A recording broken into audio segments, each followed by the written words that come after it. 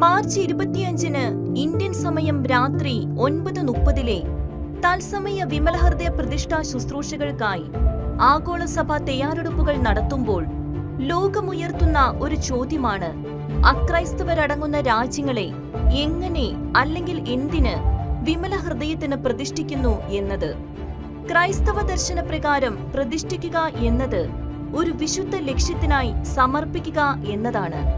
ഒരു രാജ്യത്തിലെ നിവാസികളുടെ അനുവാദം കൂടാതെ അവരെ പ്രതിഷ്ഠിക്കുകയല്ല വിമലഹൃദയ പ്രതിഷ്ഠയിലൂടെ ചെയ്യുന്നത്, മറിച്ച് രാജ്യത്തിനു വേണ്ടി മധ്യസ്ഥ പ്രാർത്ഥന നടത്തുകയാണ് ചെയ്യുന്നത്. ദൈവവുമായുള്ള അനുരഞ്ജനത്തിന് ക്രിസ്തുവിന് വഴിയൊരുക്കിയ മറിയത്തിന്റെ വിമലഹൃദയത്തിന് മാനവരാശിയെ സമർപ്പിക്കുന്നതിലൂടെ മാനസാന്തരത്തിന്റെ പാതയിലേക്ക് അവർ നയിക്കപ്പെടാനായി അമ്മയുടെ മധ്യസ്ഥം തേടുകയാണ് ചെയ്യുന്നത് എന്ന് വിശുദ്ധ ജോൺ പോൾ രണ്ടാമൻ പാപ്പ പറഞ്ഞിട്ടുണ്ട്. വ്യക്തിപരമായുള്ള വിമലഹൃദയ പ്രതിഷ്ഠ നടത്തുന്നതു വഴി പരിശുദ്ധ മറിയത്തെ സ്വന്തം അമ്മയായി ഏറ്റുപറയുകയാണ് ചെയ്യുന്നത് എന്ന് വിശുദ്ധ ലൂയിസ് ഡി മോൺഫോർട്ടും പറയുന്നു.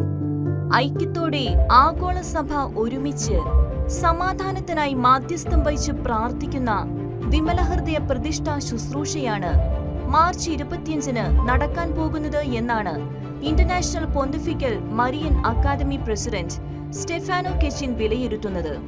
ഇത് ഒരു രാജ്യത്തിന്റെയും വിജയത്തിനു വേണ്ടിയുള്ള ശുശ്രൂഷയല്ല, എല്ലാവരുടെയും സമാധാനത്തിനു വേണ്ടിയുള്ള പ്രാർത്ഥനയാണ് എന്നും അദ്ദേഹം കൂട്ടിച്ചേർത്തു.